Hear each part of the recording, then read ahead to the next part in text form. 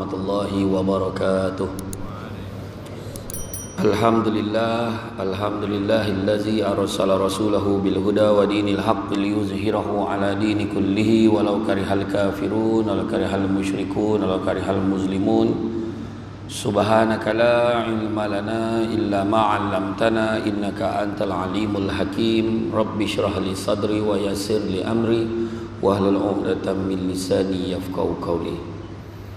Alhamdulillah, syukur kepada Allah Subhanahu Wa Taala kerana dengan limpah dan izinnya dapat kita bersama-sama pada malam ini di dalam majlis ilmu yang mana memang dituntut dalam agama kita, yang mana Nabi sebut barang siapa yang mengikuti jalan-jalan ke majlis ilmu maka Allah akan anugerahkan kepadanya jalan-jalan ke syurga. Amin. Mudah-mudahan. Alhamdulillah, malam ni ramai yang berkira-kira nak datang ke tak datang, hujan kan, salju kan, tapi berjayalah kita kan mengatasi ujian yang pertama. Jadi alhamdulillah banyak liputan dibuat pada malam ini secara langsung terus menerus ke seluruh dunia. Kan sekarang ni senang kan semenjak PKP gitu kan, lagi banyak kamera sekarang. Alhamdulillah. Saya sendiri pun dulu waktu PKP tak pandai pasang kamera, langsung pandai pasang. Tapi dalam pandai-pandai tu ada yang tak pandai kan. Ada pernah sekali tu saya ceramah 2 jam, rupa-rupa kamera tak on. Mengelupa orang kat Putrajaya tu tunggu apa tak start lagi ni. Rupa tak tekan on tu tak sempurna lah tekan tu kan. Akhirnya potang ulang balik semula tajuk yang sama. Warning tu kan. Alhamdulillah, syukur kepada Allah Taala. Kita dalam kita dapat menyemarakkan balik semula majlis ilmu walaupun dengan penjarakan sosial kan. Kita dapat start balik, buat kuliah balik semula macam biasa. Dan ini satu cabaran kan, tapi kita dapat perlahan-lahan atasi kan. Akhir-akhir ni kes pun dah naik balik. Kan tapi naik pun taklah seperti negara-negara lain kan. Ada negara lagi teruk lagi, di Indonesia 5 ke 7 ribu kes baru sehari. Di Arab Saudi sendiri pun itulah tak tahulah bulan seboleh tu boleh ke tidak tahu tu. Nak pergi umrah balik kan. Arab Saudi pun 2 ke 3 ribu kat kes baru sehari. Kita ni kira okey lah, 100 lebih lagi saulah dah naik dia balik semalam. Okey lah, ada kesedaran macam tu kan. Tapi salam tetap salam kan. Orang kira tu kan. Nak nampak Samsul debat takkan tak boleh salam kan, salam kan. Tapi standby hand sanitizer kan. Tak apa dah, InsyaAllah. Jadi malam ini kita membicarakan satu topik yang sangat hangat iaitu merenung ke alam sana. Bersediakah kita? Kalau merenung ke alam sana ni, alam apa kan? Alam apa kan? Alam selepas daripada alam kita ni. Alam selepas daripada alam kita. Alam kita sekarang ni alam apa sekarang ni? Alam dunia kan? Dunia, alam maya, alam media sosial katakan, macam-macam kan. Tapi dunia ni lah sementara. Kita tengoklah hari ni kan, tengok hari ni. Nak tak nak kita akan tempuh. Selesai alam ni ada alam lain menanti kita kan.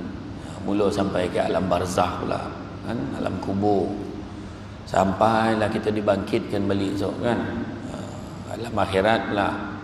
Tak lama dah tu kan?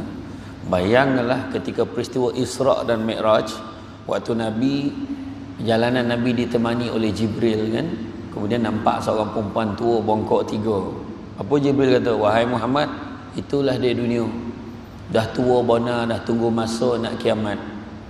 Zaman Nabi dunia dah tua, zaman kita lebih lagi kan. Salah satu tanda dunia ni dah tua, kita rasa masa kojab je.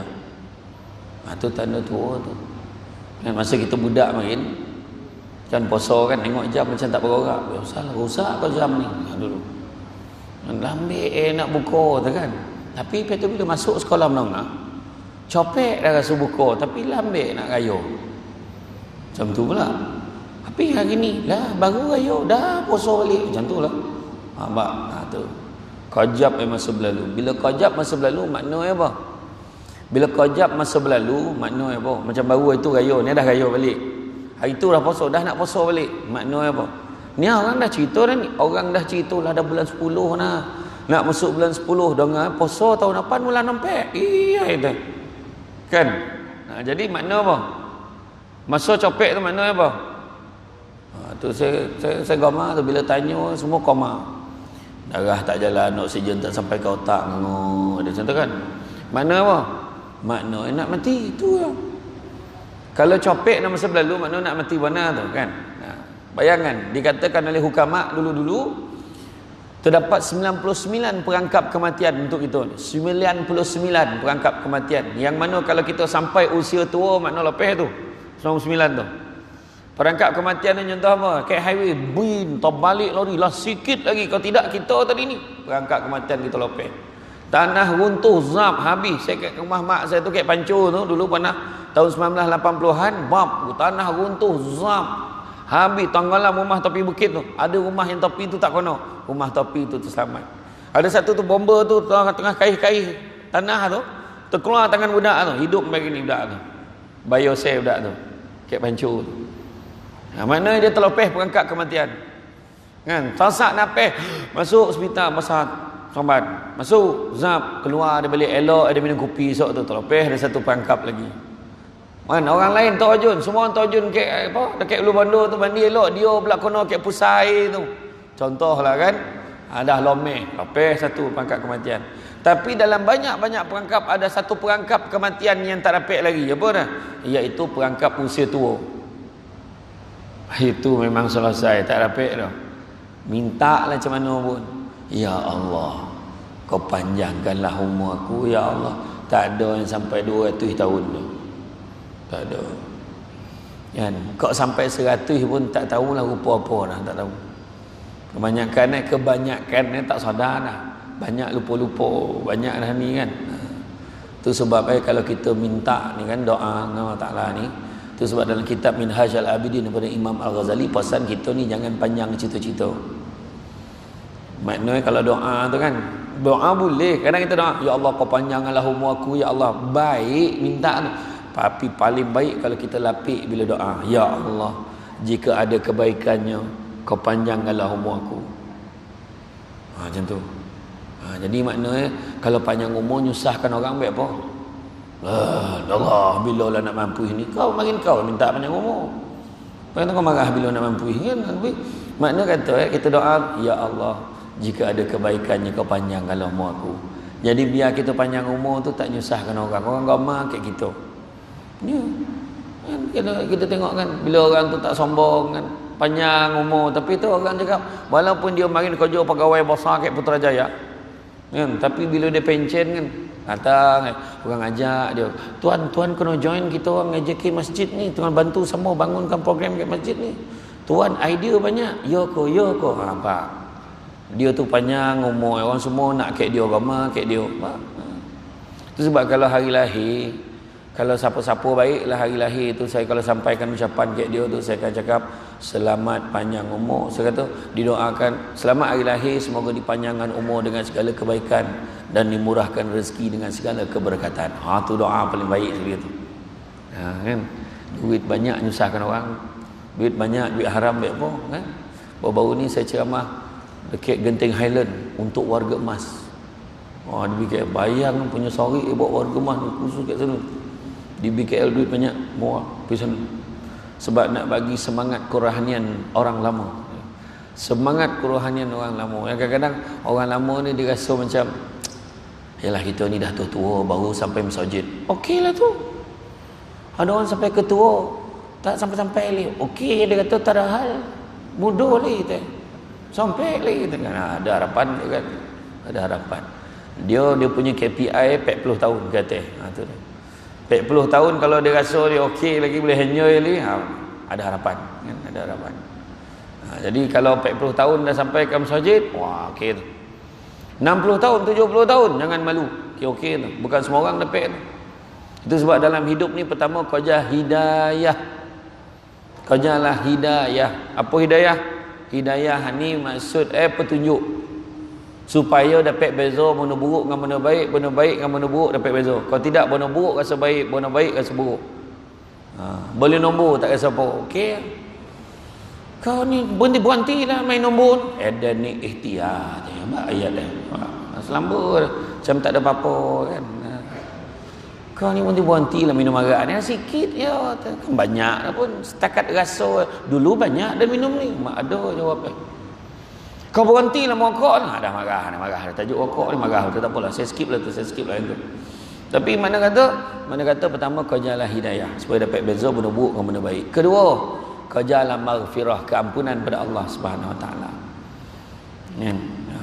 Kau jalan maghfirah, keampunan. Melainkan kita yakin benar, alhamdulillah setakat ni sampai bulan 9 ya, dah hujung dah ni 29 bulan 9 belum ada dosa lagi dah. Tolong angkat tangan. Siapa rasa macam tu? Tapi dah semua berdosa. Yang angkat tanganmu berdosa dah kan. Tak sadar diri kan? Semua dah dosa. Tadi apa yang saya ceramah yang ada dulu saya ceramah kat Masjid Ijuk sebelum PKP. Masjid kat Ijuk. Saya sampai, saya tak tahu masuk dalam, saya lepak dalam kereta. Kereta kecil Azia, orang tak apa, orang pun jarang lah ingat pencemahan ni Azia ni. Duduk dalam kecoh min golap tu duduk dan diam. Kan? Orang dah azan saya tak masuk lagi, orang qamat pun saya masuk. Bila saya masuk tu, saya masuk saf belakang sekali, senang saya nak maghrib, habis tu saya jamak isyak sekali. Habis saya semayang, pakcik sebelah tu dengan confident dia tegur saya. Pencamah belum sampai je. Bayangkan tu, tapat kat muka tu, pencamah belum sampai. Nah, saya comel dan salah masjid ke apa? Saya pun tanya lah, siapa pencamah haji? Samsul Debat? Sudah tak kena ada dan siapa? Saya baru nak cakap, saya lah Samsul Debat. Dia sambung lagi. Sejak keluar TV ni lambat sampai. Langsung saya diam, tapik dia cakap dah diam.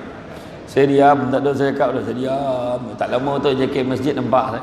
Tuan, kita nak mula dah. Saya salam pakcik tu. Pakcik, saya mula dulu ya. Ni pun pandang. Saya pergi sampai depan duduk je kan, pandang pakcik tu dah tak ada. Balik pakcik tu tak ada kan. Orang tua-tua dulu cakap siang pandang-pandangan, cakap malam dengar-dengar. Ni tak malam pandang tu. Bukan dengar dah, malam tu pandang pun tak nampak dah. Tapi saya maaf lah, tak ada apa tu dah. Kan? Jadi orang cakap-cakap kita ni biasa. Jadi jangan sebab dia cakap orang. Hidup kita ni satu lagi, jangan sebab dia cakap orang. Maksudnya dia cakap orang yang buruk-buruk kat kita tu menyebabkan kita habis. Tapi kita kena ambil benda tu sebagai satu iktibar. Kan? Orang cakap kita ni supaya kita jadi baik. Nabi mari nampak orang tak cakap Nabi. Apa Nabi orang tak cakap? Nabi cakap, orang cakap Nabi sosek, orang cakap Nabi ni tukang sihir, orang cakap Nabi macam-macam. Nabi gila, semua apa orang tak cakap.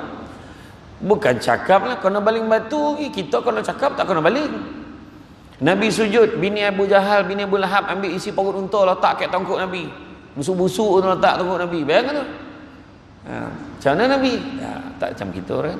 Kita mula lah keluar upload dalam Facebook, balun sana, balun sini, tak payah. Kadang heran tuan-tuan, kita ni tak lama ni akan mati kan, akan mati. Itu sebabnya minta ampun Allah, minta ampun dengan Allah untuk kesalahan kita dengan Allah Ta'ala, dengan manusia. Itu sebab kalau rasa-rasa tak sampai minta maaf dengan orang, jangan kutuk orang macam tu. Kita tak tahu mati bila kan. Jadi kutuk-kutuk aja JK masjid, jangan. Jadi JK masjid semua tak boleh pakai. Sadap mereka cakap. Selagi mana ada masjid ni tuan-tuan, tenteramlah orang keliling ni. Ya saya cakap. Dan karya ni, saya takat ni lah, imam doa tak pernah kira imam doa menjahannam dengan jemaah dah, tak ada. Imam doa muslimin dan muslimat, mukminin dan mukminat, al-ahya'i minhum wal amwat. Tentu doa untuk semua orang yang tak datang masjid pun nampak. Dek doa tu. Yang belakang lah, amin, amin, nampak. Pernah kan dengan imam doa, ya Allah kau sejahterakanlah imam, aku ni sebagai imam dan makmum yang hadir sajalah, ya Allah yang lain tapi mampu hilang. Mana ada? Tak ada. Tak ada. Tapi orang luar kadang-kadang dia sedap bercakap, ya kan? Cakap itu tak betul, ini tak betul, ini tak betul, kan? Macam-macam lah. So maghfirah, minta ampun dengan Allah banyak-banyak. Dan begitu juga yang ketiganya, kan? Mohonlah apa yang disebut sebagai apa? Disebut sebagai rahmat daripada Allah Ta'ala. Sebab hanya dengan rahmat Allah kita boleh masuk dalam syurga. Itu aja poin nak masuk syurga. Tapi nak dapat rahmat Allah ni tak ada cara lain, ibadah banyak-banyak. Jadi bila ceritanya sampai masa yang hidup pasti akan mati. Yang hidup pasti akan mati. Jadi sebelum mati tu kan, sebelum mati ni kita kena tanya balik diri kita. Apa persediaan kita? Apakah persediaan kita? Apa langkah-langkah kita? Kita hari-hari doa, Allah makhtim alaina bisnul khatimah wala takhtim alaina ya Allah bisuil khatimah. Nak minta pengakhiran penyudah yang baik. Kan? Apa tanda-tanda orang yang dapat penyudah yang baik? Akan dapat penyudah yang baik, antaranya dia rasa ringan beribadah. Rasa ringan beribadah dan dia mudah mengalirkan air mata bila dia mengenangkan dosa. Itu dah. Kan? Jadi makna kata kita ni dalam hidup kita ni, dalam hidup kita yang sementara ni, kadang-kadang itulah dia. Kita ni selalu sebut 3 perkara tapi buat 3 perkara. Pertama, kita selalu sebut kita hamba Allah tapi goma buat benda yang Allah tak suka. Yang Allah tak suka tu jugalah yang kita buat. Bercakap tak habis. Kan? Gaduh tu. Wah, sama tu. Tengok Nabi macam mana? Nabi sayang isteri-isteri Nabi. Kita kena sayanglah isteri-isteri kita. Faham tak maksudnya? Faham tak Om Mumban? Faham tak tu? Kan? Sayang isteri-isteri kita. Faham tak? Alamat memang sekali lah panggil Samsul Ubat ni. Jangan panggil dah. Nabi itu Imam jangan panggil dah. Maksudnya ni ramai laki-laki. Mana ramai isteri ramai. Jadi makna kata sayang isteri kita. Habis orang perempuan tak ada isteri, sayang suami sebab Nabi sayang pasangan. Itu pertama. Kedua, Nabi sayang ahli keluarga Nabi, kita sayang ahli keluarga kita. Ketiga, Nabi sayang sahabat-sahabat Nabi, kita sayang sahabat-sahabat kita, termasuklah jemaah kita yang hadir. Mana sayang? Sebab kalau Nabi kan 3 hari tak nampak, sahabat dia tanya, Umar mana dah 3 hari aku tak nampak dia. Mana apa ya Abu Bakar, domam ke dia? Tak sihat ke dia, dah lama aku tak nampak. Makna kalau kita tanya kawan ni, mana pergi apa tak? Dah lama tak nampak dah. Tu sunnah Nabi sebenarnya. Tanya sahabat-sahabat. Sayangkan sahabat-sahabat kita. Dengar dia kata gaut. Dia tu kalau gaut kritikal. Kalau gaut 3 bulan tak tahu saja. Yo. Jadi kita pun mulalah datang plan dengan kawan pergi ziarah dia. Rupa-rupa bukan gaut, rupa dia kahwin. Contoh ziarah baru tahu kan, patutlah gaut tertiba tu kan. Tapi tak, dia kebetulan memang dah lama kematian isteri, dah kahwin tak datang sajid pula dah kan. Jadi contohlah kan. Jadi makna kata, dan yang keempat, Nabi sayang, lepas sayang sahabat, Nabi sayang apa? Nabi sayang umat Islam yang berpegang kepada syariat Islam. Makna selagi mana dia pegang syariat Islam, kita kena sayang. Selain pada itu Nabi tak ajar. Dia tu geng ketua kampung lama, dia ambil dengan dia, Nabi tak ajar. Dia ni geng ni, dia ni belah sini, dia ni belah sanun. Itu Nabi tak ajar. Selagi mana kita di Islam, sayanglah. Jangan sebab dek togah, dek bono-bono fahaman-fahaman tertentu, dek politik contohlah kan. Jangan sebabkan itu kita berpecah-pecah, jangan. Lah raya sok pangkah mana lah kan. Tapi kat masjid sama Adakah dia tulis saf pertama untuk yang gaji 5,000 katil? Tak ada. Kan? Saf yang kelima untuk golongan B40. Mana ada? Tak ada. Tak ada. Sama kan. Siapa capek dia duduk depan kan. Macam tu kan. Dunia ni sementara sifat sementara. Apa yang kita banggakan dulu, yang kita rasa handal benar lah, contohlah kan. Contohlah kan, dia jawatan tinggi kan. Berapa lama? Rumah besar berapa lama? Dulu kita tengok kan. Apa orang boleh banggakan? Tengoklah. Nombor 1 orang bangga sebab pasangan dunia pasangan suami isteri dunia. You tahu tak, isteri I paling pandai masak. Semput naik balik kita semayang, meninggal habis. Berapa? Suami I bagi I 2,000 sebulan, you ada. Esok tu tercakik sudu mati. Tercakik sudu dek bini yang menyorit dalam belakang, tercakik sudu bayangkan mati. Hilang 2,000 sebulan. Ni apa? Kedua pangkat. Dia pangkat paling besar dekat pangkat pejabat tanah tu contoh. Sampai masuk bersana kat tiang tu pencen. Cakap apa? Kan? Samsul Ubat pun pencen lah. Pencen. Kan? Ceramah kecil-kecilan kan. Pencen sampai masuk pencen. Marin bertabiknya. Kan kalau lalu tu berseraklah kok topi semua peniaga tu contohlah marin. Dulu rumah besar kan, tak dulu nampak rumah besar betul kat Senayan ni, ada satu rumah tu besar betul. Dan kalau ada duit dia nak buat rumah macam tu. Hari ni peduli pun tidak ada rumah tu. Dek banyak rumah besar sekarang ni kan. Nusari Bayu lah, Nusari Aman lah, Nusari Hui lawa rumah kat sini weh. Tunggu 10 tahun ni. Rumah Nusari tu kau tak nak beli. Dah lama rumah tu. Tengoklah so. Dia nak cakap apa? Hui, kereta besar weh. Berapa lama orang cakap? Paling lama pun 2 minggu. Itu muak dah, tak ada sabut dah. Kan, tak ada dah, tak ada. Hui, motor berkilat nama. Lepas seminggu muak dah tengok. Tak ada apa. Jadi, semua sementara. Ingat ayat saya cakap. Dunia ini sementara sifatnya. Apatah lagi yang ada dalam dunia. Ingat tu. Kalau dunia itu sementara, dalam dunia lebih lagi sementara. Dan satu lagi nak ingatkan semua, yang muda dengan sehat mencari duit, yang tua dengan duit mencari sehat. Faham tak kan? Jadi sekarang ni kita kena beringat. Soalan bocor dah diberi. Nabi Yakub berkawan baik dengan malaikat maut. Tanda-tanda nak mati. Malaikat maut, setiap kali malaikat maut datang kan, Nabi Yakub tanya malaikat maut, kau datang ni nak cabut nyawa aku ke nak zarah aku? Dalam kitab Mukasyafatul Qulub daripada Imam Al-Ghazali menggambarkan betapa rapat Nabi Yakub malaikat maut. Malaikat maut kata apa? Aku nak zarah engkau wahai Yakub. Kau datang nak zarah aku ke nak cabut nyawa aku? Aku nak zarah engkau wahai Yakub. Satu hari itu tak tertahan di dalam jiwa Nabi Yakub. Boleh tak kau tolong satu benda? Apa benda Ini terjemahan tau, tak macam tu buah Nabi Yakub tu. Tapi macam tu lah tanya maksud soalan tu. Boleh tak kau tolong aku? Tolong apa? Sebelum kau cabut nyawa aku ni, janganlah kau terus cabut. Bagilah tanda-tanda. Jangan risau wahai Yakub. Aku akan bagi paling kurang 3 utusan untuk kau. Okeylah, logo lah dia. Satu hari terdatang, hari ni kau nak cabut nyawa aku ke kau nak zarah aku? Sesungguhnya wahai Yakub, kali ini aku datang, aku nak cabut nyawa kau. Kau khabar marin kau nak bagi 3 utusan. Mana utusan ni? Sesungguhnya aku dah bagi dah pun utusan tu kat kau.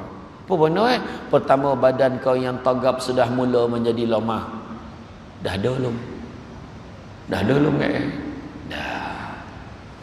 Kedua, badan kau yang tagak sudah mula menjadi bongkok. Dah ada belum? Dah. Yang ketiga, rambut kau yang hitam sudah mula menjadi putih. Dah ada belum? Dah. Jadi standby lah apa lagi kan? Semua dah ada. Samsul lebat pun ada dah. Dah mula dah rambut dah putih-putih sikit. Dah ada. Apa lagi nak buat ni kan? Standby. Kira untunglah kita dapat soalan bocor. Kan? Soalan bocor. Bayangkan kalau budak dapat soalan bocor tapi tak boleh jawab peksa tu. Rugi tak? Rugi tak? Rugi bapak rugi kan? Kita lebih lagi lah. Kan? Lebih lagi. Jadi apakah yang nak kita capai? Yang nombor 1 yang kita nak kejar dalam hidup kita ni, pertama, istiqamah.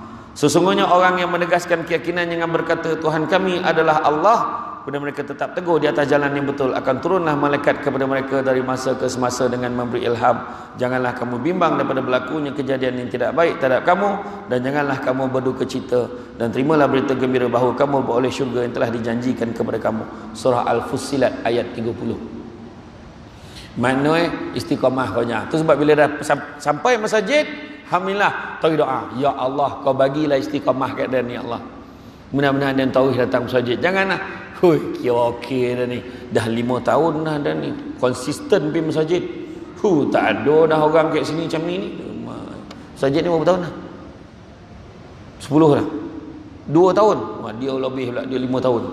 Macam mana pula masjid 2 tahun kan? Tak, mana dia bersambung daripada masjid lain mereka sendiri lah. Alhamdulillah lah, setakat ni dan maintain lah kan? Tak, doa ya Allah kau berikanlah aku kekuatan. Lepas tu kadang-kadang bila dia dah hari-hari dalam masjid, nampak orang baru datang pandangnya, kau pahal datang? Umat dia lah tanya kawan kau pahal datang kan? Tak pernah nampak muka kau, mantang-mantang malam ni Samsul debat kau datang lah ayat kan? Rumah ni rumah siapa? Rumah Allah. Jadi kalau orang datang, raikan seronok tengokkan kawan datang. Tapi itulah, kalau kau datang kan, dah habis ceramah, lain kali jangan tak datang-datang lah lagi. Bagi galakan datang. Dia dua ya, tak sebab ceramah, ada satu sebab dia datang. Apa sebab? Nak kedui. Nah, dia kalau tiba-tiba datang tu nak kedui tu. Dia siap tanya tu, imam mana imam? Imam. Yang dia tanya imam lah tu. Bayang dia tanya imam mana, yang dia tanya tu imam. Dia fikir imam mana imam? Mau tak bengkak imam tu? Saya lah imam. Tak maaf lah ustaz, tak perasan deh. Apalah kau tak perasan nak? Sama dulu semayang mana? Semayang sini kenapa tak perasan nak? Dah imam pandang nopan, dah salah imam pula pandang nopan. Parah tu. Kan? Jadi mana kata Bila istiqamah, jangan kita ambil pula poin tu sebagai kita nak melanggar pula. Tak. Tapi kita letak dalam hati kita doa banyak-banyak supaya kita terus istiqamah dalam beribadah kepada Allah. Kedua, berbaik sangkalah dengan Allah. Ya? Allah berfirman, aku adalah berdasarkan hamba-Ku terhadapku. Hadis riwayat Bukhari dan Muslim. Jadi sangka baik dengan Allah. Allah ni nak bagi aku benda baik-baik ni. Aku ni mudah-mudahan besok dalam kubur ni, besok tak adalah sesaan kubur untuk aku, mudah-mudahan ringankanlah untuk aku ya Allah. Sentiasa minta. Yakin Allah bagi. Dia ni tak dapat rasa tu. Parah dah ni. Dosa banyak. Habislah dia. Memang dapat. Memang dapat. Kita kena sabar kat apa kat ujian. Siapa tak ada ujian? Semua ada ujian. Barang siapa yang 40 hari berturut-turut tidak diuji oleh Allah, makna dia jauh dari rahmat Allah. Mesti ada ujian. Ya, baru cucuk duit, snap kena tolan pula kad ATM tu. La ilaha illallah. Kena tolan pukul berapa? 5.30 petang, bank dah tutup. Aduh, besok Sabtu. Aduh, kan. Keluar pula, ambil start motor tengah buang angin, start motor tak boleh, minyak habis. La ilaha illallah. Apalah satu-satu. Lepas tu kita pun tupang tayar sebelah, tupang motor tu sebelah, baru nampak ada kawan mamak depan tu. Mudah-mudahan adalah kawan dan seorang boleh tolong. Dia minyak dah habis pula. Duit tak ada orang pakai ni. Jalan baru 3 tempat, bin jatuh pula motor tupang tadi, tak betul tupang. Patah side mirror kan. Patah nombor plate. Allah apalah balo ni. Abang dia sebut kan. Bila dia sebut balo, memang balo lah. Kan sangka baik dengan Allah. Allah uji aku ni, sayang betul Allah kat aku. Tak dapat kan. Payah kita ni. Mesti ingat negatif dulu. Cucuk duit. Baru cucuk zap. Togak umat tu kat luar tu. Budak pegang tabung. Masa bila sampai tadi tak ada. Tadi kita masuk tak ada budak tu. Cucuk. Belum tokan berapa duit nak keluar. Yang pegang tabung dan luar macam budak tu. Apa hal budak ni sampai kan. Lepas tu berapa dia nak keluar ni. Keluar kan. Zap keluar tak ada banyak tu, keluar 300. 50 lah keluar, tak ada lah 10. Besok 10. Aduh, mana pula nak dia ngabur dengan duit 10 ni. Bagilah RM50 tu. Kan? Tapi itulah dia. Ujian sangka baik. Allah ni saja uji aku ni. Bagilah RM50 ni. Mudah-mudahan ada rezeki lain. Kan? Kalau tak nak bagi pun senyum melanggar budak tu, nak buat kan. Ini tanya kau pada mana ni? Kau betul surat dah surat. Ni surat ni betul ni. Macam tipu eh. Kau datang dengan siapa? Berapa orang datang? Ni betul kau pondok ni. Kau nama ni? Tanya banyak, setengah jam tanya. Good luck tu. Kau tinggal 1 sen pun tak bagi, kau ngasam betul kan? Tapi bagilah sikit kan. Apa takut dengan sedekah eh? Kemudian kerjalah takwa yang ketiga. Ya? Dan ingatlah siapa yang bertakwa kepada Allah, nescaya Allah memudahkan baginya segala urusannya. Surah At-Talaq. Jadi makna kata kita ni kerja ketakwaan. Kan ada sebut kita ni dengan umat Islam yang lain ni sama di sisi Allah Ta'ala. Nabi sebut dalam khutbah takhir Nabi, umat Islam adalah sama. Yang membezakan adalah amal soleh dan ketakwaannya kepada Allah. Tu berbeza kan. Takwa rasa dia bila beribadah tu terasa Allah nampak dia.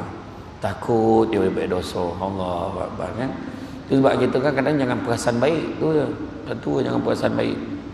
Kan? Tapi perasan baik itu maksudnya kadang kita rasa kita, aku ni dah okey ni, semayang cukup, apa cukup, belum tentu lah tau. Belum tentu lagi Allah timur nak azan tu. Tak. Azan tu jalan ni. Sambung ya. Okey.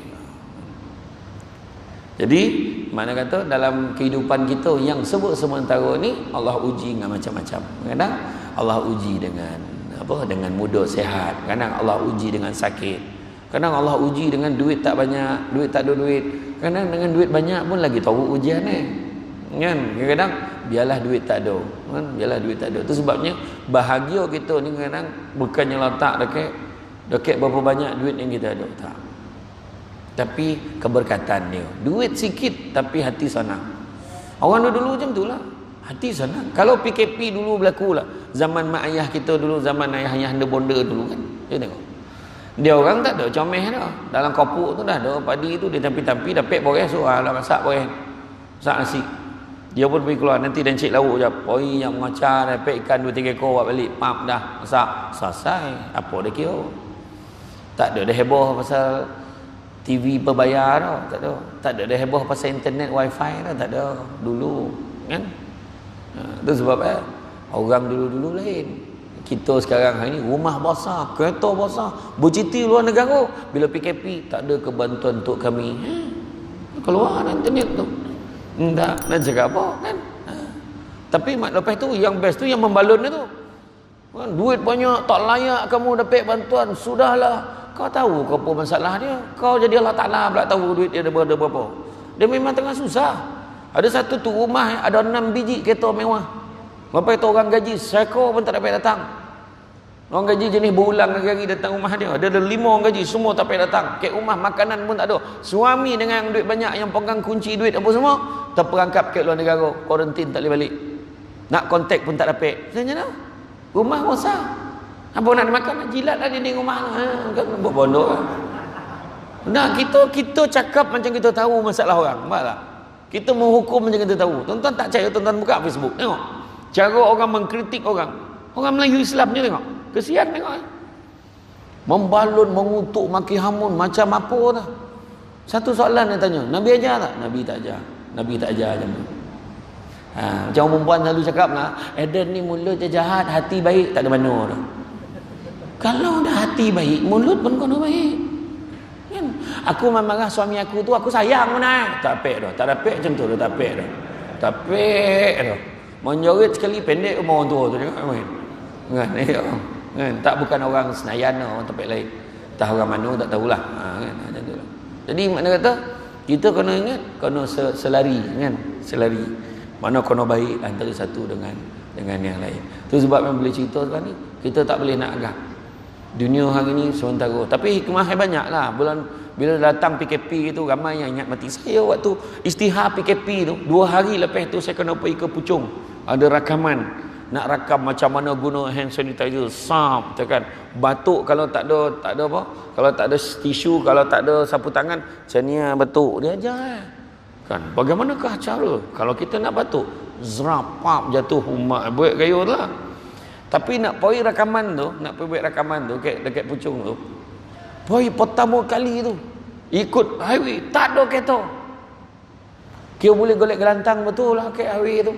Sampai kat highway nak ke Shalam tu nampak daun-daun kering pun tak bersapu. Punya takut orang macam tu. Saya rasa nak pusing balik rasa. Tapi mengenang kan sebab dia dah ready kan set apa tu grup tu dah ready. Saya dengan Ustaz Amin Idris pergi sekali. Dia jumpa kat sana ni lah. Jumpa sana rakam. Zapap macam ni. Apa tu duduk nak balik. Tak pernah rasa macam tu. Nak cepat balik je. Risau pertama kali tengok mondong semacam apa lah nak jadi ni. Rupa maghrib tu yang mondong tu. Kan tapi jangan comel dia orang perempuan ni dah buntang betul apa nak jadi kan. Tapi betul memang rasa macam ada benda nak turun lah macam tu lah rasa. Takut kan. Jadi apa hikmah baru tahu macam mana rasa kan. Dulu sibuk ceramah satu Malaysia. Sekarang ceramah satu rumah. Mana sudut dalam rumah tu topi bilik air. Tapi apa janji nampak angle tu lain sikit dan nampak orang ambil pertama kali payah botol nak habiskan 2 jam. Kalau tidak tu selambur kan 10 minit pun payah. Lepas tu Ustaz Haryanto kata tak apa, kita layan soal jawab tu baru dapat lama sikit. Oh ya, layan soal jawab. Buka bahagian komen, tengok bahagian komen cantik langsir. Apa bandar komen ni. Orang kita ni pula kan tu salah tu kan. Tapi itu dah cabaran ni. Masa tu kan baru tahu. Adalah pencamah-camah yang monong.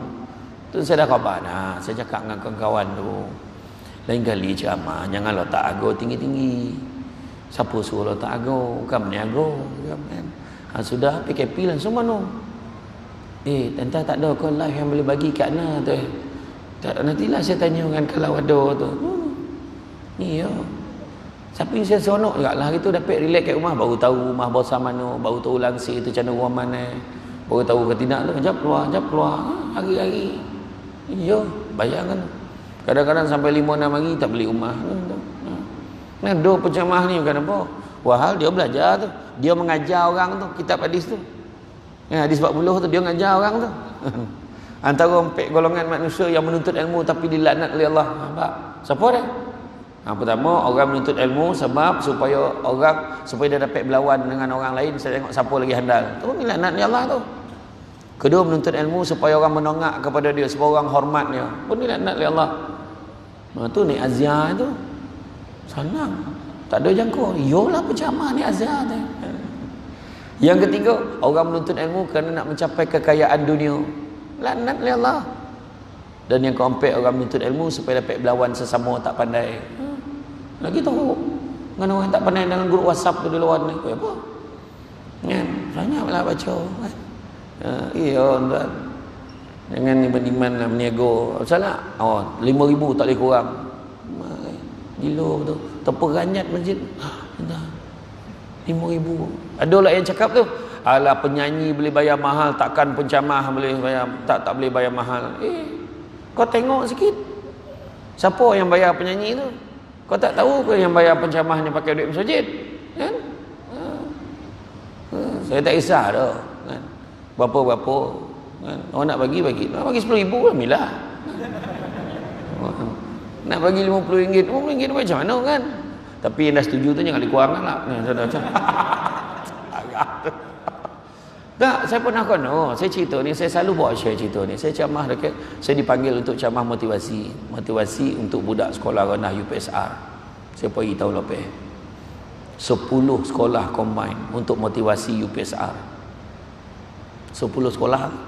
Dia cakap dengan PA dia, kita boleh bayar bajet kami 300 dekat sempadan Kuala Lipih tu.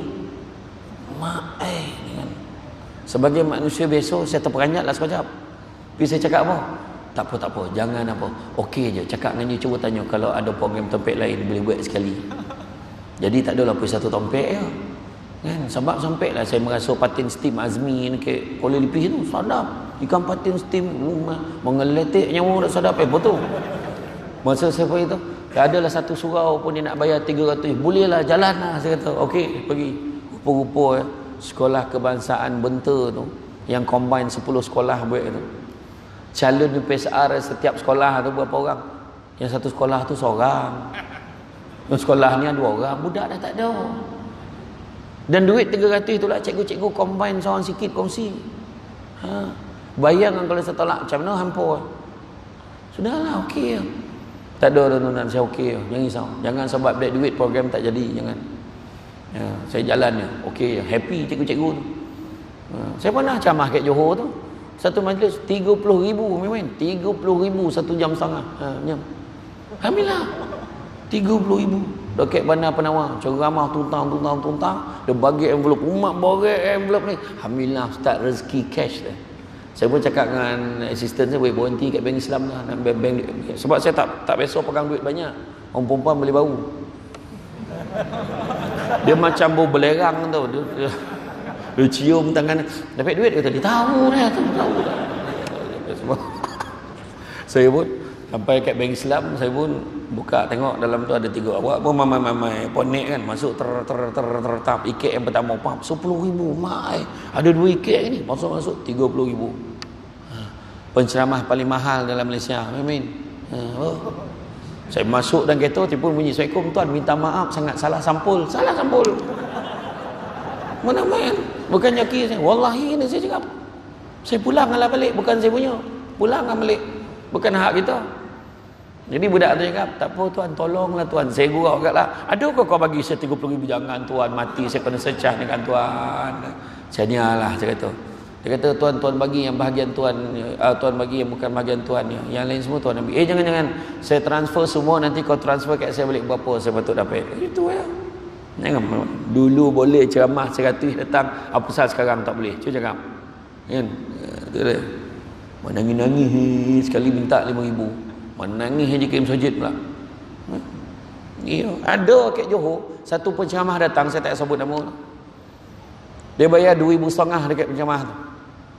Penceramah tu boleh cakap, siapa yang cakap bayar saya 2,500 ni? JK Masjid cakap lah, PA Ustaz cakap. Lain kali tanya saya dulu, kurang-kurang 3,000, 3,500 je.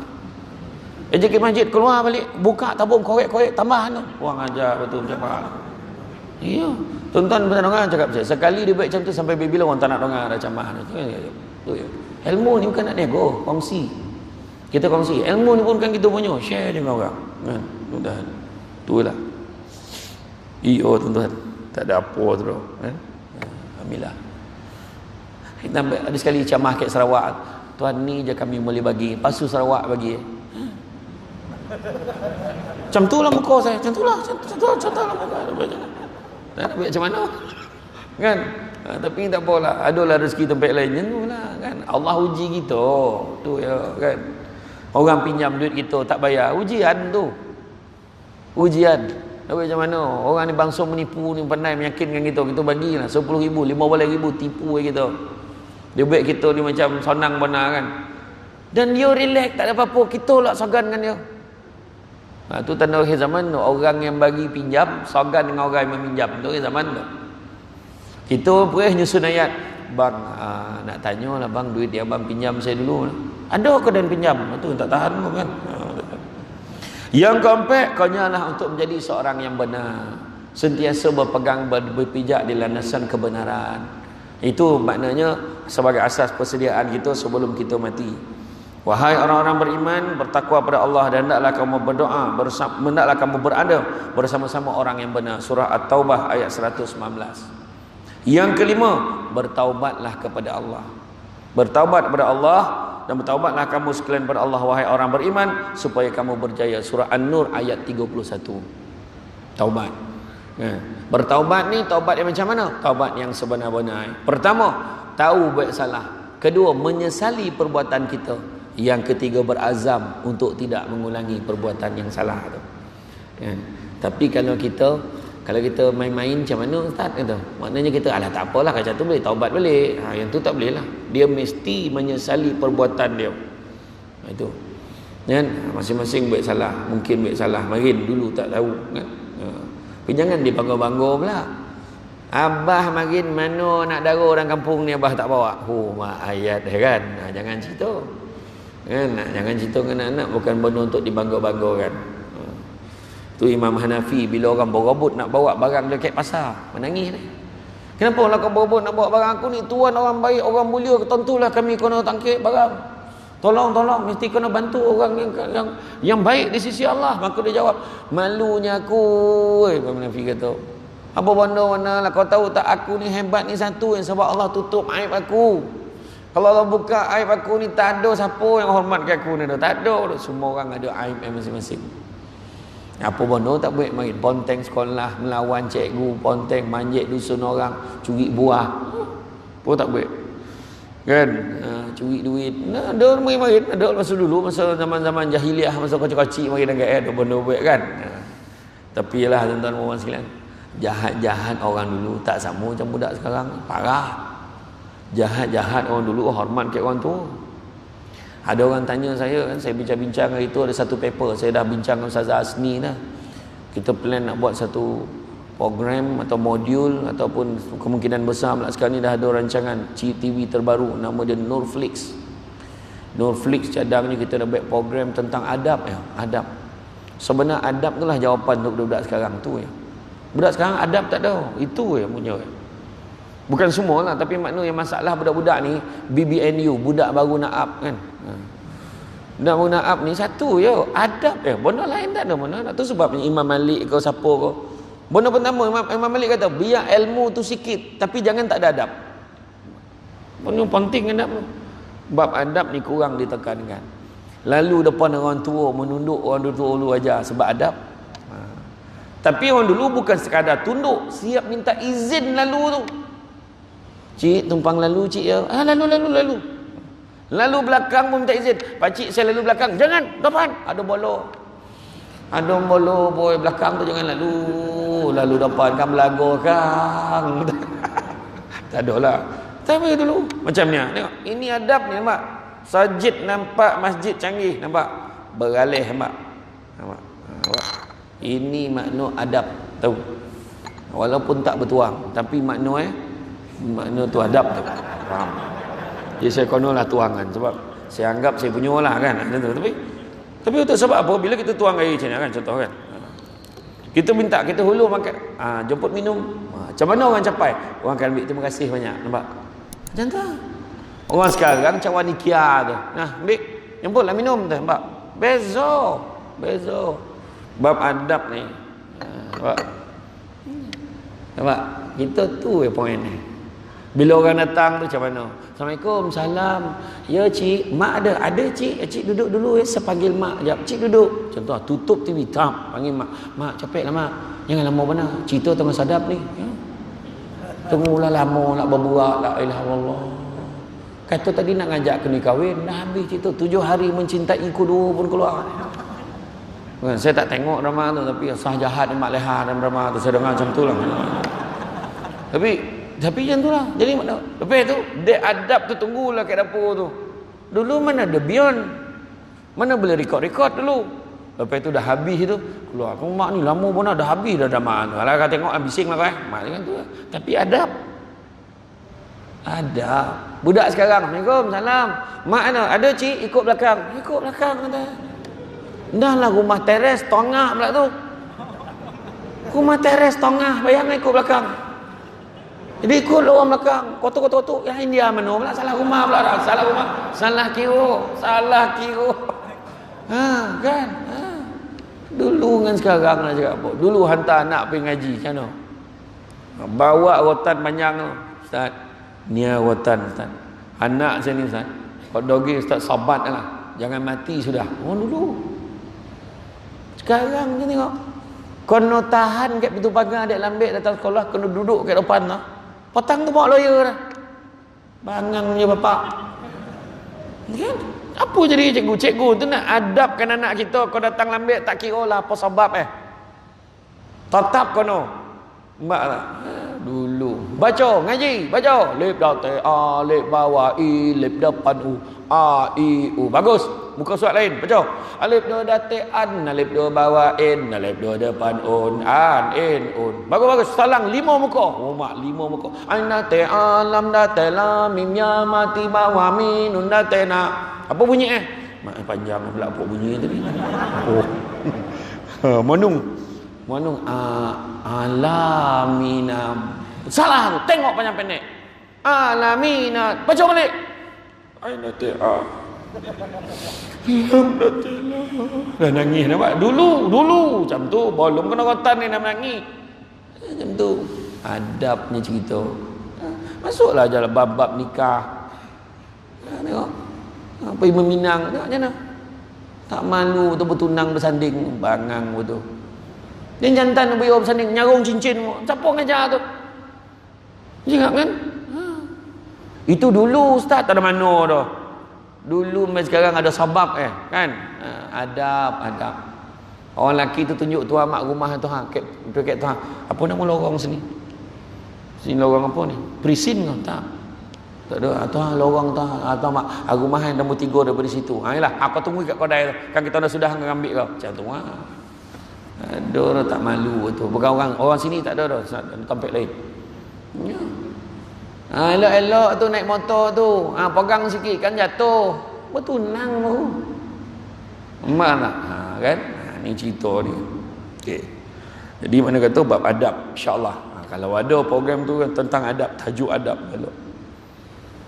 Tentang adab ni tu je. Masalah budak sekarang adab. Yang sebelum kahwin tu jangan cakap lah, memang elok semua kan. Yang bakal ni memanglah datang rumah semua elok, nak ambil hati, nak boleh jiwa namanya. Assalamualaikum makcik. Makcik sihat? Mak risau mak mentua, bakal mak mentua tu. Mak baik budak ni. Saya bukan apa makcik. Kalau makcik tak sihat, terbayang kat mak saya. Mak makcik, boleh saya tanya? Tanyalah. Apa nak tanya, tanyalah nak. Zuhur dah masuk belum? Pukul 10 dia tanya. Gila betul. Kan punya baik belum dapat jam tu lah. Depan orang tua tu bukan menunduk, dia menyarap. Dah macam ulat gonggok pula dah budak ni, kau tengok kan. Sedap betul air ni makcik. Habis minum nak tu air basuh tangan tu. Basuh tangan. Tu belum dapat. Tu cerita belum dapat tu yang cakap lah kan. Macam-macam ni bab adab ni macam-macam. Pernah Imam Syafi'i sekali dekat dalam kuliah dengan Imam Malik, dia ambil air liur macam ni. Boleh. Dekat tapak tangan ni. Imam Malik cakap, kau buat apa tu Syafi'i? Imam Malik tegur dia. Ingat Imam Malik main-main, Imam Syafi'i main-main. Imam Syafi'i kata, Tak ada. Wahai guruku Imam Malik, sesungguhnya aku ni tak ada, aku ni miskin, aku tak ada duit nak beli kertas, nak beli pena, maka aku catat dengan air liur aku di tapak tangan aku. Tapi nak beritahu apa? Bab adab penting. Hormat guru kat depan. Itulah. Imam Syafi'i nak belajar dengan Imam Malik datang. Kan? Dia datang, dia jumpa dulu, adab dia jumpa dulu. Dia cakap dengan utusan yang kat pintu tu, tolong beritahu pada Imam Malik yang aku nak belajar dengan dia. Masa tu Imam Syafi'i budak lagi. Wahai Imam Malik, ada seorang budak kat luar tu, dia nak belajar dengan kau. Kau khabar kat dia, suruh dia baca dulu kitab Muwatta', himpunan hadis-hadis Nabi, tak kurang 3,000 lebih hadis Nabi yang dah disusun dalam kitab Muwatta' ni. Kau suruh dia baca dulu kitab tu. Utusan ni pun keluar. Wahai budak, Imam Malik pesan suruh baca dulu kitab Muwatta' yang dia dah susun tu. Maka dia kata, beritahu pada Imam Malik kitab Muwatta' tu dalam kepala aku. Imam Syafi'i kata. Kata. Masuk dia dalam, wahai Imam Malik, budak tu cakap kitab Muwatta' tu dalam kepala dia. Biar betul. Tu saya cakap lah. Tu saya cakap lah. Tak tahu dia cakap macam tu. Biar betul kan. Keluar balik. Betul kau yang kitab Muwatta' tu ada dalam kepala kau? Ya betul. Aku dah hafal semua. Ya lah ni. Ya. Dia pun tabuk satu muka surat. Tabuk tu. Kau muka suratnya. Cuba kau baca muka suratnya. Sebiji. Kau baca lah muka suratnya. Sejibi. Baca muka suratnya. Sebijan. Sama tu. Sudah barulah tahu tak tebal berapa tebal? Tebal kitab Muwatta' tu antara 5 ke 7 kali Quran. Yang mana Imam Syafi'i berjaya menghafalnya dalam tempoh 9 ke 15 hari saja. Dan Imam Syafi'i rekod setiap hari dia boleh khatam Quran antara 2 ke 3 kali khatam sehari. Tu Imam Syafi'i.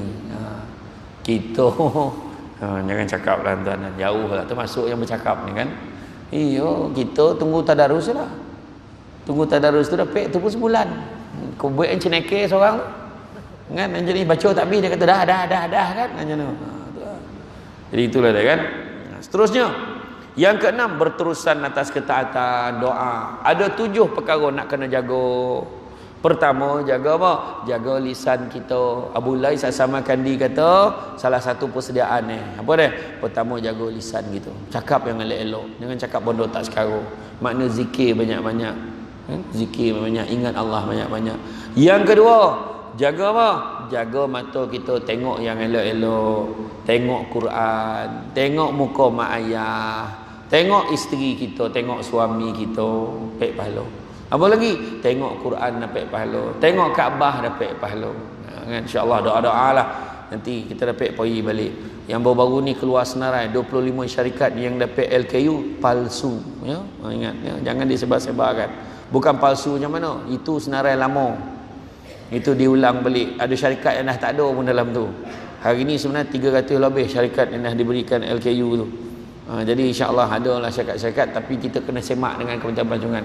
Nasihat saya, kalau ada yang syarikat yang baru-baru tak apa nama syarikat tu, bolehlah tanya dengan pejabat pelancongan, cek balik betul tak dia ada LKU tu pun, semua kita kena semak kan. Tu kayak gitulah. Begitu juga yang ketiga, jaga apa? Jaga hati kita. Jaga hati kita, jangan tamak, jangan sombong, jangan dengki. Itu persediaan juga. Kan, jangan tamak, jangan ambil yang bukan hak kita. Kedua, jangan kita sombong. Nak sombong dengan apa? Kadang-kadang kita ni sombong benda yang tak ada apa-apa pun kita sombong. Sombong dengan baju, sombong dengan pagar, kadang sombong dengan sport rim. Bukan dengan kereta, sport rim tak ada apa, kek tayar dia ambil kan. Tompah baju kat ada Cina macam lawa lah. Eden pakai baju ni. Ini pagi raya orang nampak buntang mata ni. Ya siap ada jalu. Ya, ini design terkini ni. Sekali PKP. Masa bila kau nak pakai? Padan buku. Sepapan nampak kan? Cakap apa? Tak ada benda nak sombong sementara. Dan begitu juga jangan dengki. Dengki ni bahasa Melayu, bahasa Arab hasad. Penyetaruk di Malaysia ni dua-dua pakai. Hasad, dengki, kan? Jadi jangan dengki. Tanda-tanda dengki yang ada dalam hati ni dah ada tanda bila orang dapat kelebihan, dapat kejayaan, kita tak rasa apa. Makna dengki nak mula bertapak dah tu. Dengar dia dapat naik pangkat. Macam tu je. Dia tak ada rasa apa. Mana dongki dah sampai. Dengar dia naik pangkat, tak apa dijilat bos saya. Dah confirm dongki dah dia. Confirm. Anaknya PSA dapat 6A, macam anak dia seorang pandai. Dongki dah tu. Kan?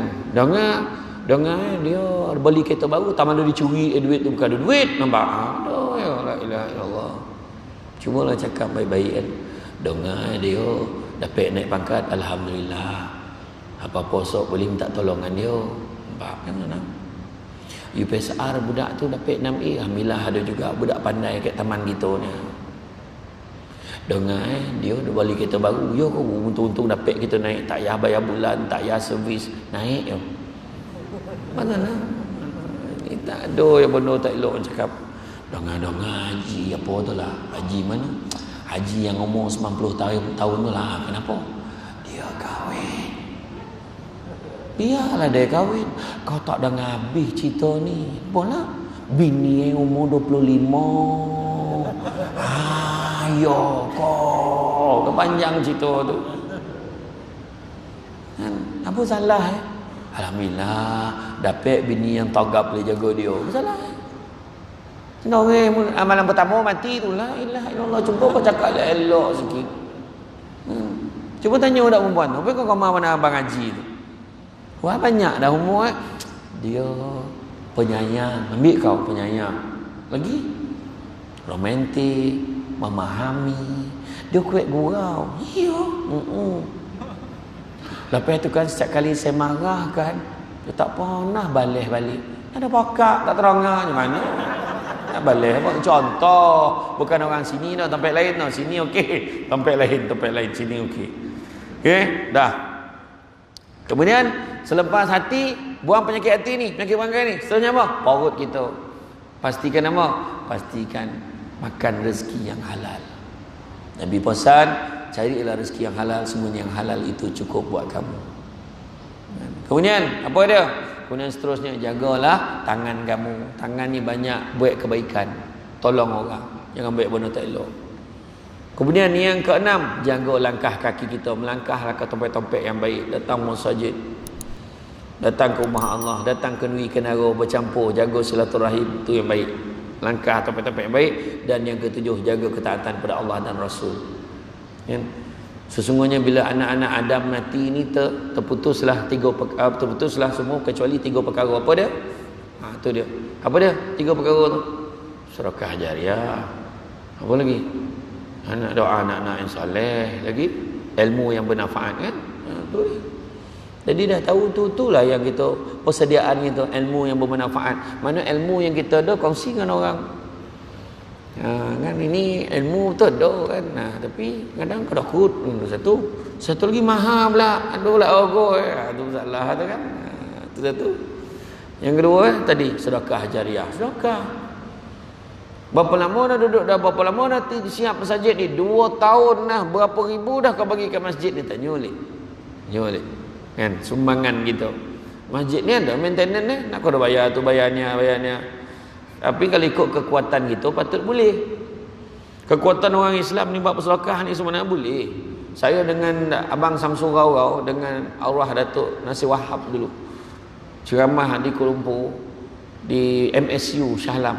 Masa tu nak kutip dana pembinaan masjid di Puchong, Bukit Raja. Masa ceramah tu Bukit Raja di Kelang. Masa tu dia berapa bajetnya? 9.6 juta.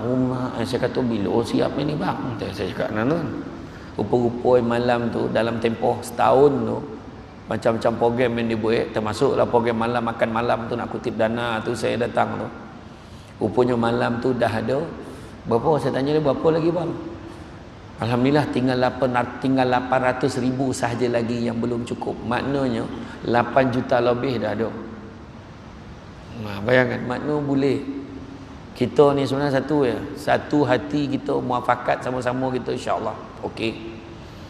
Kan tolak topilah benda-benda lain. Fahaman ke apa semua kita ni bab agama ni kena bersatu padu. Tu ya. Jangan bab-bab agama ni kita kena sayang. Kita bila kita tak jaga hubungan kita kan sudah kan yang bila berpecah belah yang rugi kita juga, itu saja. Kan? Kemudian seterusnya bab sedekah ni apa? Kelebihan sedekah ni, orang yang masuk dalam kubur apa yang luweh bona kubur dah ni. Nampak orang mati. Maksud apalah besar nak kubur dah ni. Torang pula. Bila cek-cek balik rupa dek sedekah marin yang dia bagi singgit yang dia bagi tu. Kalau dan tahu dan bagi semua kata dan masa tu dah dalam kubur baru cerita. Kan? Masa tu sebab mayat tu lah, kalau Allah bagi dia peluang hidup 10 minit jadilah. Bukan dia sibuk cari saudara mara, dia cari tabung. Dia akan cari tabung mana dia boleh sumbangkan. Itu sebab selagi boleh bagilah. Jadi kelebihan sedekah ni, kalau kita tengok dalam surah As-Saff ayat 10, 11, 12, 13, memberitahu, mahukah kamu sekiranya aku tunjukkan satu perniagaan yang menguntungkan, yang dapat membebaskan kamu daripada azab sesaan neraka. Dalam Quran, dalam surah As-Saff beritahu, mahu tak? Apakah perniagaannya? Perjuangan membela agama Allah dengan dua perkara. Apakah dia? Pertama dengan harta benda, yang keduanya diri sendiri. Harta benda tu macam mana lah? Harta benda tu duit kita. Dari mana kita dapat, ke mana kita belanjakan? Di jalan Allah. Niat. Wa may yuhajir fi sabilillah yajid fil ard muraghaman katsira wa sa'a. Surah An-Nisa ayat 100. Barang siapa yang buat perubahan hijrah dia, niat dia fi sabilillah, di jalan Allah, maka dia akan mendapati bahawa bumi Allah ni tempat hijrah yang luas dan rezeki yang banyak. Jangan risau. Niat dia kerana Allah, selesai. Aduh, bagi duit. Pertama, kelebihan orang sedekah. Orang sedekah apa dia? Orang sedekah dengan duit. Itu sebab harta benda dengan diri sendiri sebut dalam tu. Apakah kelebihan? Dalam surah As-Saff ni beritahu, yang pertama keampunan dosa-dosa. Yang kedua, syurga adnin. Allah bagi syurga ni yang mana di bawahnya mengalir sungai-sungai. Yang ketiga, Allah akan bagi pertolongan kepada kita.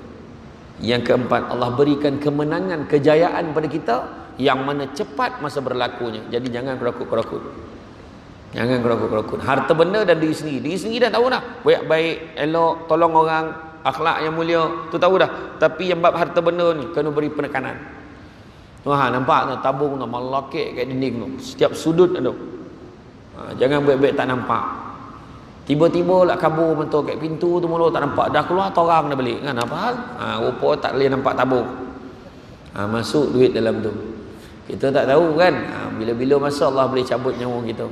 Jangan terpedaya dengan muda, sebab mati tak syarat tua. Jangan terpedaya dengan sihat, sebab mati tak syarat sakit.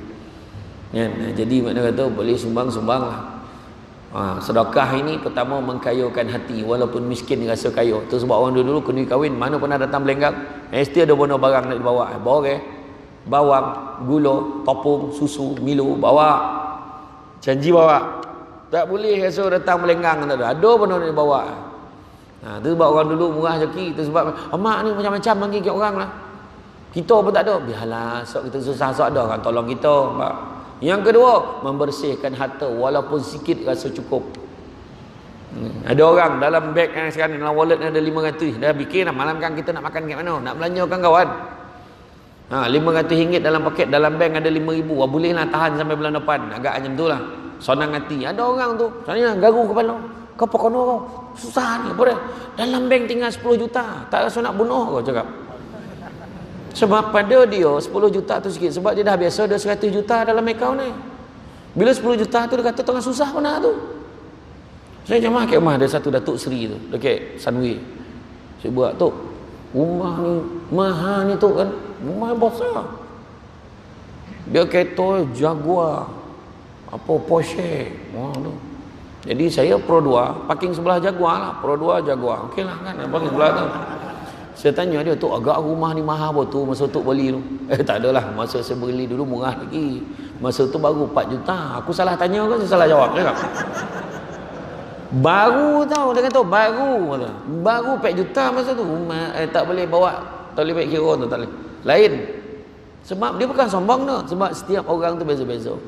Allah uji muda dengan tua, sehat dengan sakit, lapang dengan sempit, hidup dengan mati. Allah uji kaya dengan, bukan dengan miskin. Allah uji kaya dengan kecukupan. Ada orang kaya tapi tak cukup-cukup. Itu sebab Allah bagi orang yang bersedekah cukup, jangan risau. Cukup. Ketiga, memanjangkan usia. Sedekah panjangan umur. Tanyalah orang-orang lama. Apa kerja umur boleh sampai 80 90? Makin ingat-ingat balik dia rajin sedekah tu. Istimewa. Rajin sedekah tolong orang. Kita nak pergi kan bagi walaupun RM1 bagi, berterusan sentiasa nak bagi. Cucu-cucu tak mana tak bagi. Bagi. Dan yang keempat, melancarkan rezeki. Ada je rezeki. Suami naik pangkat, bini naik pangkat, beranak ya kerja rezeki. Seorang-seorang, beranak ni. Macam bagi salam, Assalamualaikum, salam jadi. Jadi macam alhamdulillah, joki ada orang kan, joki anak. Itu anak pandai-pandai joki. Menangis mak. Bang anak kita combo dah bang, ya Allah. Sedih. Yang suami kau kawal perasaan kau sikit. Abang ni tak happy ke nak kita combo. Combo tadika masalah kau cuba. Enggak tak apalah kan. Tapi makna kata rezeki anak pandai. Rezeki macam-macam. Rezeki suami kan. Rezeki suami ni romantik. Rezeki suami pandai ambil hati. Rezeki isteri pandai masak, lempar-lempar jadi lempar tolu jadi ayam ni bikin. Sana kan contoh tak. Macam-macam lah makna pandai lah dia masak kan. Rezeki. Jadi makna kelancaran rezeki. Soalnya ingatlah mati. Ingat mati dan pendek angan-angan. Jangan kita fikir aku kan hujung tahun ni aku ingat kan. Tak payah. Kan? Kita hidup seadanya, tetapi mudah-mudahan dengan izin Allah kalau ada umur, murah rezeki, ingat tahun depan nak pergi umrah. Macam tu lah. Bulan berapa? Bulan 3. Dengan siapa? Dengan Samsul Debat. Ini kan promote lebih kurang. Macam itulah kan. Bulan 3. Kan? Jadi ingat mati. Ibnu Umar berkata, apabila kamu berada pada waktu petang, maka jangan menunggu waktu pagi. Bila kamu berada waktu pagi, janganlah menunggu waktu petang. Rebutlah masa sihatmu untuk masa sakitmu, dan waktu hidupmu untuk matimu. Kemudian yang ke-8, takutlah kepada sebab-sebab su'ul khatimah. Sebab-sebab su'ul khatimah boleh berlaku macam mana? Yang pertamanya kerosakan iktikad. Maknanya dia kepercayaan dia tu terganggu. Tak apa bondo yang dia belajar kan bondo yang polik-polik dia belajar kan. Kemudian mengejar dunia tak habis-habis kan. Yang ketiga, tidak istiqamah dan berpaling dari kebaikan dan hidayah. Kemudian berterusan dalam maksiat dan terbiasa dengannya. Jadi bila sebut tentang mengejar dunia, kita petik surah Asy-Syura ayat 20. Ini penutup lah ni. Saya faham muka-muka subuh nanti tu saya faham. Dah bergalih-galih pek duduk tu faham, dah melunjur tu faham dah tu. Takkan tak faham macam mah ni kan. Okey, faham insya-Allah. Jadi dalam surah Asy-Syura Allah beritahu, barang siapa yang mengejar keberuntungan akhirat, nescaya kami akan tambahkan keberuntungannya itu. Maknanya dunia pun dapat. Barang siapa yang mengejar keberuntungan dunia, nescaya kami akan berikan sebahagian saja daripada keberuntungan dunia itu. Malahan dalam hati ini tidak akan pernah rasa bahagia. Itu sebab kau jalan akhirat.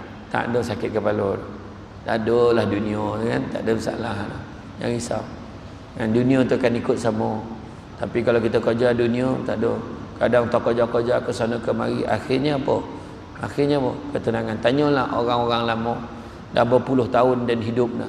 Ada satu je yang boleh mengecewakan aku. Manusia. Kebergantungan dengan manusia kita akan kecewa. Bergantunglah kepada Allah, kita takkan sekali kecewa. Berdoalah kepada Allah, memohonlah kepada Allah, kerana Allah tak pernah berhenti memberi kepada kita walaupun kita tak mohon. Allah sayangkan kita, Allah bagi kita walaupun kita tak minta. Malam tadi berapa ramai yang terlelap waktu tengok apa ni? Waktu tengok MU kalah, waktu tengok City kalah. Berapa ramai yang terlelap tak sampai minta panjang umur. Dan berapa ramai yang tidur dengan sakit hati Liverpool menang malam tadi, minta maaf. Kan? 3-1 pula tu. Contoh kan? Dia terlalap tak sampai minta panjang umur, tapi pagi tadi Allah bagi dia hidup lagi walaupun kita tak minta. Adakah yang bangun pagi tadi kecewa? Kenapa aku hidup lagi? Tak ada. Kan? Mana Allah sayangkan kita. Jadi robotlah pulang. Bila Allah bagi kita umur, Allah masih bagi peluang kat kita untuk bertaubat dan beribadah kepada Allah. Ingat, berbaik sangkalah kepada Allah. Ikutkan banyak lagi ni. Ada satu ini ni penting ni, ketakutan orang beriman terhadap su'ul khatimah. Tapi makna tak sampai, makna memang kena panggil lagi. Tu situ kan. Tu cerita kan, mana kena panggil. Kan? Jadi saya ucapkan terima kasih banyak di atas kesudian mengundang saya pada hari ini. Saya minta maaf banyak-banyak lah, salah silap, terkasar bahasa dan sebagainya. Cuma sedikit makluman dan sikit makluman. SD, macam mana nak alihkan anak-anak daripada gadget agar kami sekeluarga kembali mesra? SD, sebab harta kami adik-beradik bergaduh dan ada yang ingin putus saudara. Apa yang perlu saya buat? SD, anak saya suka melawan kata saya. Ada tak tips nak melembutkan hati anak? SD, suami saya curang tapi saya tak nak poligami. Dosa tak kalau saya minta cerai?